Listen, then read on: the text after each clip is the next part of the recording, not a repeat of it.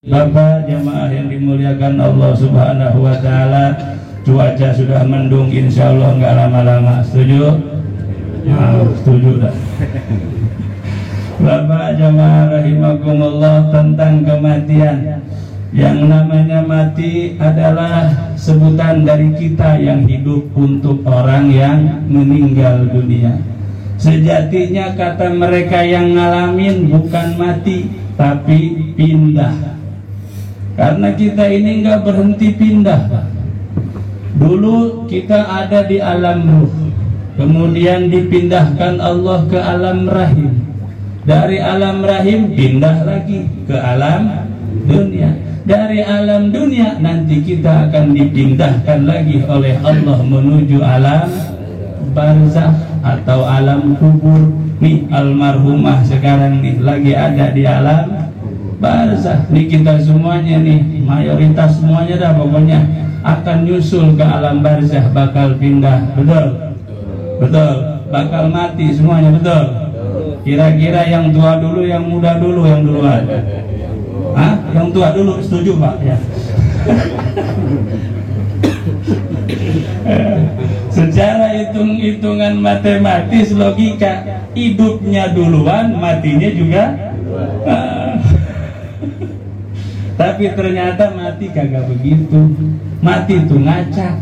Kadang-kadang yang tua duluan, yang muda belakangan. Atau dibalik, yang muda belakangan, yang tua duluan lagi.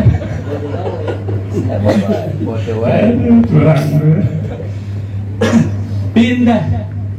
Nanti dari alam barzakh pindah lagi Pak. Kemana? Ke alam mahsyar. Dari alam mahsyar pindah lagi kemana? Alam kausar. Terus sebagainya, alam hisab, alam mizan. Baru nemu finishnya alam surga apa alam neraka. Tapi insya Allah kita semua yang hadir ahli surga semuanya. Amin ya Rabbal. Pak, ahli surga semuanya. Enggak cukup amin, ibadah.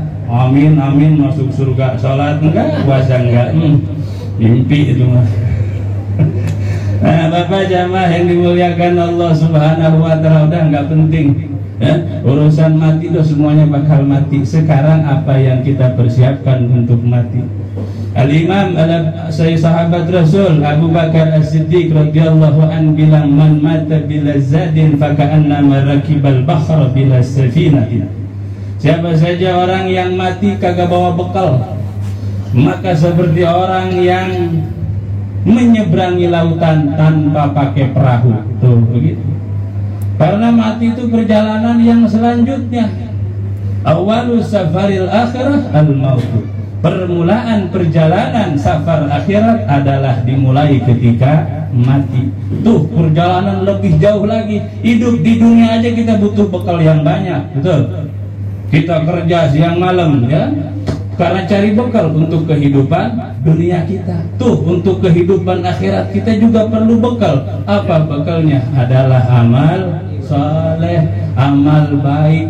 Maka jamaah rahimakumullah, malam hari ini kita kumpul dalam rangka 40 hari mengenang wafatnya almarhum, siapa tadi almarhumah? Ida Royani binti Muhammad Yusuf. Ini bermanfaat.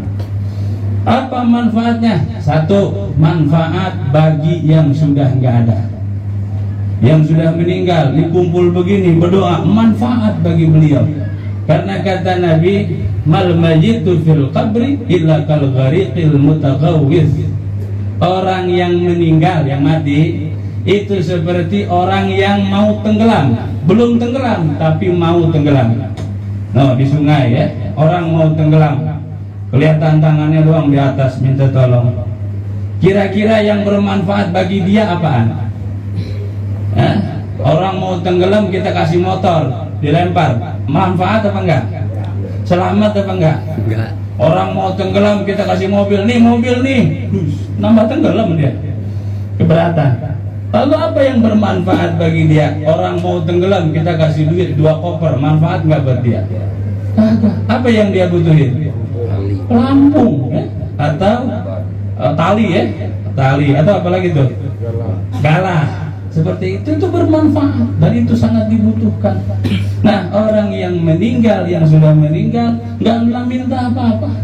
Yang dia tunggu adalah doa dari keluarganya khususnya dan doa dari kita semuanya. Alhamdulillah, ini nyampe semuanya, bacaan Quran, bacaan doa dan sebagainya, tadi baca Yasin dan sebagainya, itu pahalanya nyampe kepada almarhumah, menjadi kebahagiaan bagi beliau di alam sana. Amin ya rabbal alamin. Tuh satu. Yang kedua, ini acara beginian adalah juga manfaat buat kita yang masih hidup. Kenapa? Kita diingatkan kembali bahwa semua yang hidup akan menemui mati.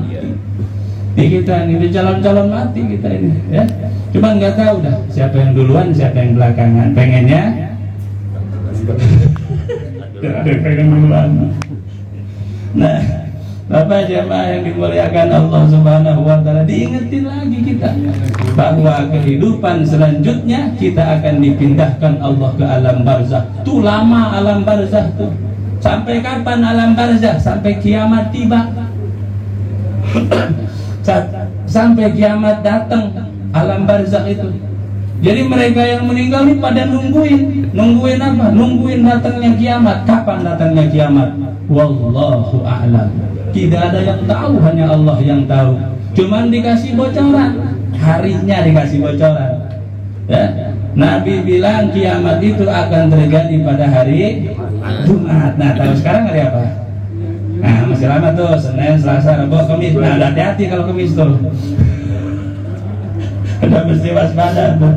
Tapi insya Allah Pak, ya, insya Allah kiamat di kita masih jauh. Kenapa dibilang masih jauh? Masih ada yang mau ngaji, masih ada yang mau baca Quran.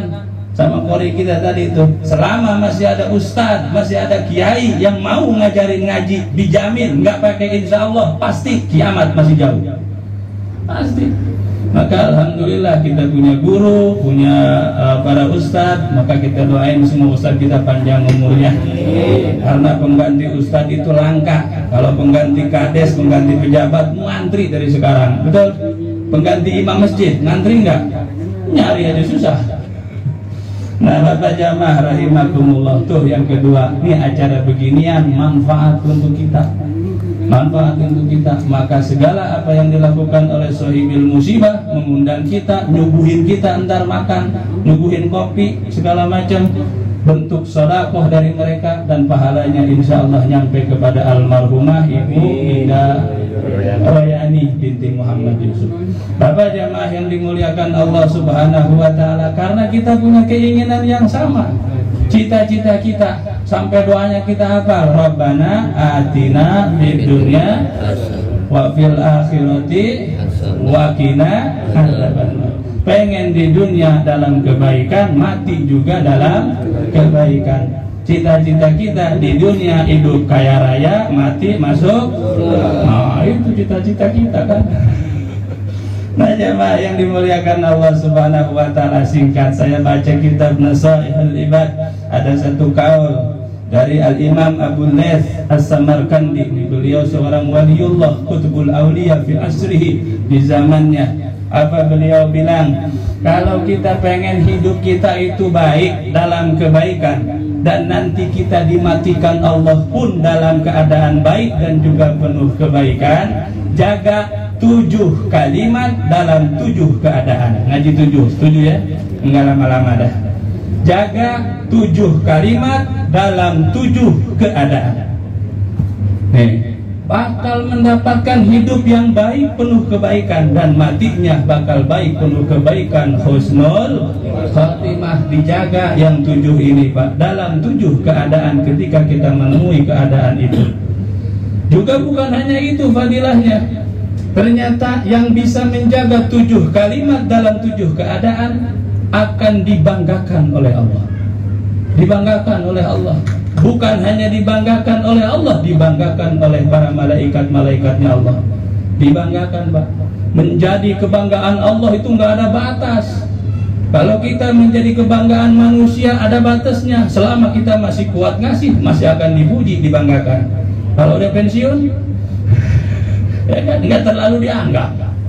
Nah, begitu, tapi dibanggakan oleh Allah luar biasa. Yang pertama, Pak, 7 kalimat dalam 7 keadaan agar kita hidupnya baik, matinya dalam keadaan baik.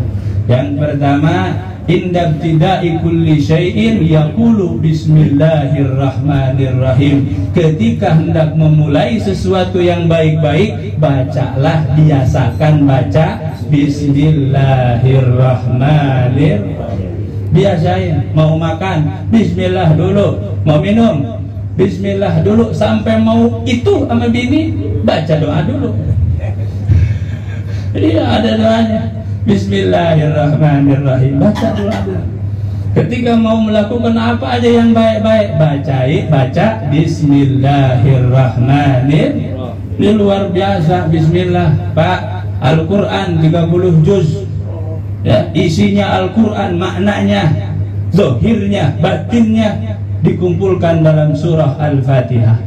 Makna surah Al-Fatihah Allah kumpulkan di dalam lafaz bismillahirrahmanirrahim. Tuh, lafaz bismillahirrahmanirrahim maknanya Allah kumpulkan di dalam baknya lafaz bismillah yang memiliki arti bikana makana wa biyakunu ma yakunu. Dengan izin Allah terjadi yang sudah terjadi, dan dengan izin kehendak Allah akan terjadi apa yang akan terjadi. Baca bismillah ketika mau melakukan sesuatu. Itu yang pertama. Orang yang baca bismillah, Pak, nih bismillah 4 kalimat. Bismi Allah Ar-Rahman Ar-Rahim. Orang yang baca bismillah dijaga oleh Allah dari setan, dari gangguan-gangguan setan. Karena setan mengganggu kita dari 4 arah. Nih, setan ganggu kita dari 4 arah. Dari depan, dari belakang, dari samping kanan, terakhir dari samping kiri. Dari kanan, dari kiri itu setan ganggu kita dari 4 arah. Maka orang yang dakwah membaca bismillah dilindungi Allah dari gangguan setan. Juga yang kedua, bismillah 4 kalimat. Bismi Allah Ar-Rahman Ar-Rahim. Itu juga menjadi wasilah orang yang rajin baca bismillah ketika mau melakukan sesuatu juga dijaga oleh Allah dari gangguan setan yang datang dari 4 waktu. Setan datang kepada kita ganggu pertama dari saat sendirian, sepi. Nah, dilindungi Allah dari maksiat kalau lagi sepi itu. Yang kedua, dilindungi Allah dari maksiat ketika zahir, terang-terangan. Yang ketiga, maksiat malam. Yang keempat, maksiat siang. Tuh, bismillah dibaca sama kita tuh, kita akan dilindungi Allah daripada yang namanya berbuat dosa. Jamaah rahimakumullah. 1, ketika melakukan sesuatu baca bismillah. Wa inda firagi fi kulli syai'. Dan ketika selesai melakukan sesuatu, yang kedua, biasakan baca alhamdulillahi rabbil alamin. Itu yang kedua. Selesai melakukan sesuatu, pengen hidup baik, matinya baik, biasain baca alhamdulillahi rabbil alamin. Yang ketiga, biar hidup kita baik, mati kita baik, disenangi Allah, disenangi para malaikatnya Allah. Idza jara ala lisanihi, jika lisannya mengucap ma la ya'nihi, sesuatu yang tidak bermanfaat, disusul oleh dia dengan ucapan astaghfirullahal. Orang yang membiasain diri membaca istighfar disenangi Allah, hidupnya ada dalam kebaikan dan matinya husnul khatimah. Amin ya rabbal. Baca istighfar. Ya, habis sholat di sini di masjid, wirid zikir bareng-bareng. Dibaca betul ya? Ya, masih di sini ya? Zikir bareng di masjid ya? Baca zikir bareng. Bagus zikir bareng, Pak, karena kalau sendirian malas kita. Benar nggak? Ya, sholat di rumah nemu nggak qobliyah masjid? Qobliyah sholat? Malas. Tapi kalau sampai masjid, masuk masjid kita bareng-bareng. Sholat apaan tuh? Tahiyatul masjid. Ikut sholat tahiyatul masjid. Qomat dikumandangkan, orang pada berdiri, nanya lagi, ngapain tuh? Qobliyah isya. Ikutan nggak? Ikutan qobliyah isya. Tuh enaknya bareng-bareng di situ. Maka habis sholat yuk zikir bareng-bareng. Satu yang kehafal bisa ikut ngapal, yang sudah hafal ngelancarin, yang sudah lancar biar tetap dalam hatinya menjadi kebiasaan. Itu manfaat zikir bareng bersama ya. Baca apa tadi? Udah sampai berapa tuh? Udah 3 ya. Bismillah sebelum melakukan sesuatu, sesudah melakukan sesuatu baca alhamdulillah. Yang ketiga baca istighfar. Yang keempat sekarang idza arada fi'lan, jika kita mau merencanakan sesuatu pekerjaan, sesuatu kegiatan, bacalah lafaz insyaallah. Biasain Pak. Tuh Islam tuh. Sekarang nih lafaz insyaallah jadi bahasa ragu. Benar nggak? Jadi bahasa keraguan-raguan. Kalau kita ngundang orang besok datang ya ke rumah, insyaallah, apa jawab kita? Jangan insyaallah, pastiin coba. Benar nggak? Udah kebelinger nih. Makna udah melenceng kemana-mana. Padahal insyaallah adalah lafaz tauhid. Peneguhan. Kenapa? Apa artinya? Insyaallah jika Allah menghendaki. Kalau Allah tidak menghendaki, sudah direncanakan matang, kagak jadi. Kalau Allah tidak menghendaki, sudah mau berangkat, enggak jadi. Maka biasakan sebagai muslim yang baik baca insyaallah, karena insyaallah itulah lafaz yang meyakinkan. Terus yang keberapa? Yang keberapa nih? Cuma 7 soalnya dikit. Yang kelima, jika istaqbala alaihi fi'lun makruhun, jika menghadapi sesuatu pekerjaan yang tidak disenangi, yang tidak disukai, enggan kita malas, maka biasakanlah membaca la haula wala quwata illa billahil aliyyil azim.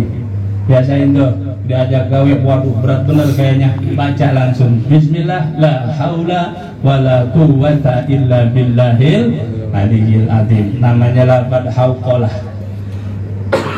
Udah berapa tuh? Udah 5. Yang ke-6 biar cepet makan kita. Yang ke-6 jika idza asabathu musibah, jika kita mendapatkan musibah, biasakanlah membaca inna lillahi wa inna ilaihi raji'un ya. Musibah itu dibagi 2, ada musibah urusan dunia, ada musibah urusan akhirat. Nih yang meninggal urusan dunia.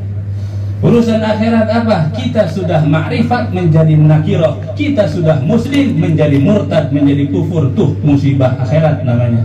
Dan itu musibah yang terbesar. Naudzubillah min dzalik. Ya, kita jaga itu.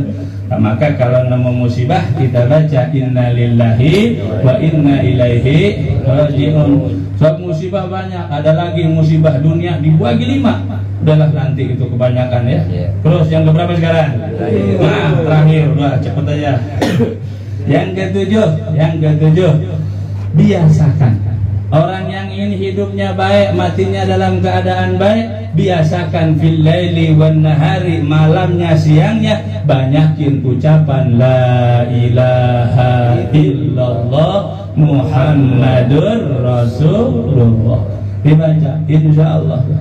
Andaikan kita mati, dimatikan oleh Allah dalam keadaan husnul khatimah. Karena ada ungkapan dari ulama begini, Bapak, matal mar'u kama asya'alih. Seseorang itu mati seperti kebiasaan ketika dia hidup.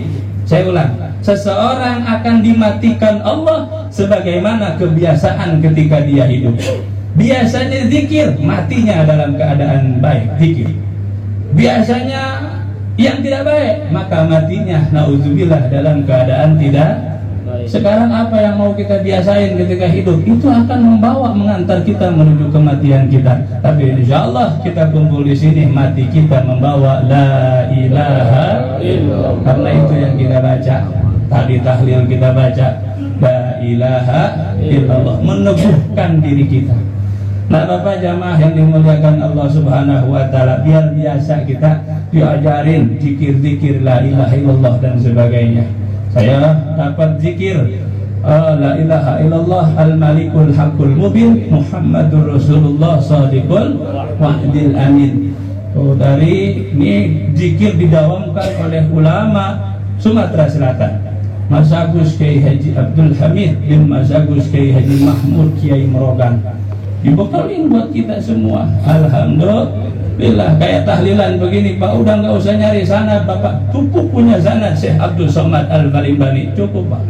Siapa itu Syekh Abdul Somad Al-Balimbani? Orang Palembang. Syekh Abdul Somad muridnya dari Syekh Yasin Al-Badani. Sanad kita kuat tahlilan begini, insya Allah. Maka kalau ada yang nanya dalil ke sana langsung.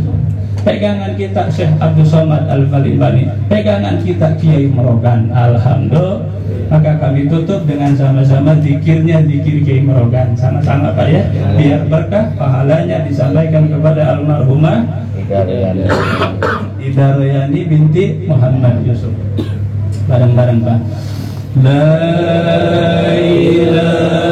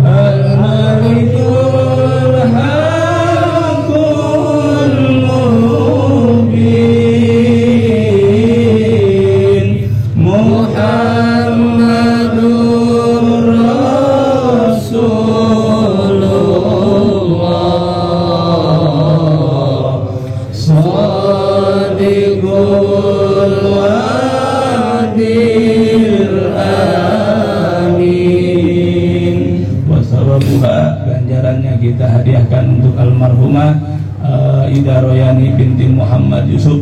Allahumma gfir laha warhamha wa'afiha wa'fu anha. Allahumma ij'al ruhaha fi mustaqarril a'la ma'an nabiyyin was-siddiqin wasyuhada was-salihin bijiwari sayyidil mursalin. Allahumma dakhul fi qabriha ar-rawha wal-rayhan wal-bisharah wal-masarrah wal-ridwana wal-ghufran. Allahumma ya Allah askinha fasihal jinani bijiwari ya Rahman ya Rahim wa birahmatika ya arhamar rahimin wa bisirril Fatihah.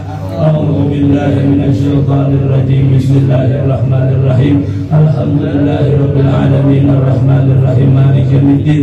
Iyyaka na'budu wa iyyaka nasta'in. Ihdinas siratal mustaqim. Siratal ladzina an'amta 'alaihim ghairil maghdubi 'alaihim waladdallin. Amin.